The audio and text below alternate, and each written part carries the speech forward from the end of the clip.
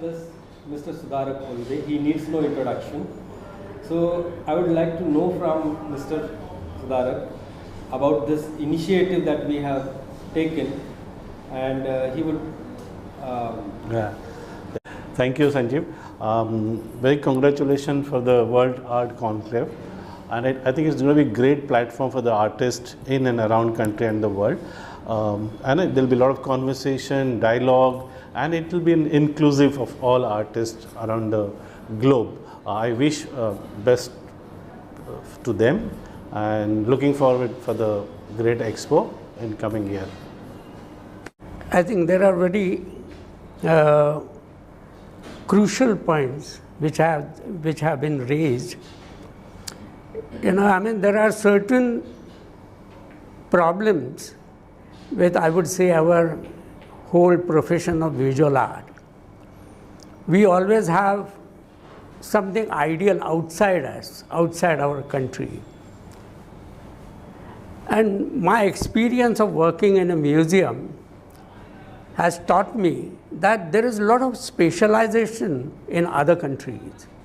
Like, you know, psychology of art, philosophy of art, criticism.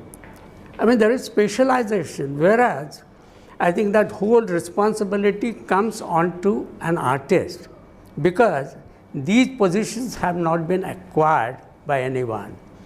So naturally, there is a proverb in English that jack of all and master of none, but we have to modify it to suit us, that jack of one, master of all.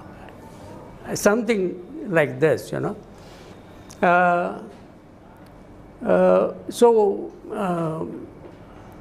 Therefore, I think artist has to train himself in two disciplines.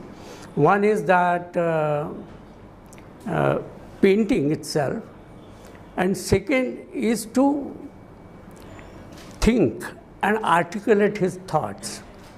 Now, what he used word demystification, I think the need is to provide proper perspective to look at today's art. And that's what actually writers are doing it, you know. So I don't know how to overcome it, but these are the problems basically I see. And language becomes a major barrier in India particularly, because I mean, there are 14 languages, and our students from various languages, they learn in their vernacular language. So we have to find one language. You know, I mean, there is no vocabulary even to talk about art. That's the first problem. In Marathi, when I sit down to translate, then I find that there are no words, appropriate equivalent word, what has been written in English. So there are a lot of things to be done. Second thing, that generally people don't have context, because now the best example is Jackson Pollock. You know, I mean, unless people don't know the concept of gesture, gestural art, they will not be able to see Jackson Pollock's painting, and they will not be able to appreciate Jackson Pollock's painting.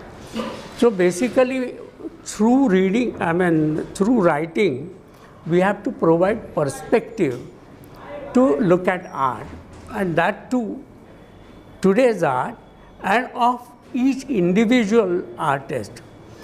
The same criteria could not be applied to everyone.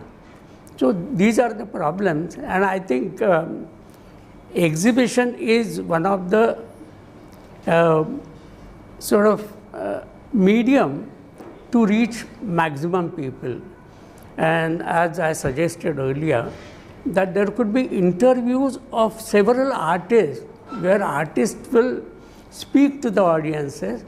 There could be some kind of interaction between audiences and the artists, and hopefully that will to some extent resolve this problem of lack of communication or gap between the audience or the connoisseur or even the collector and artist.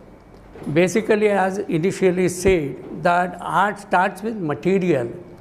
So naturally, art needs to be sold to raise funds.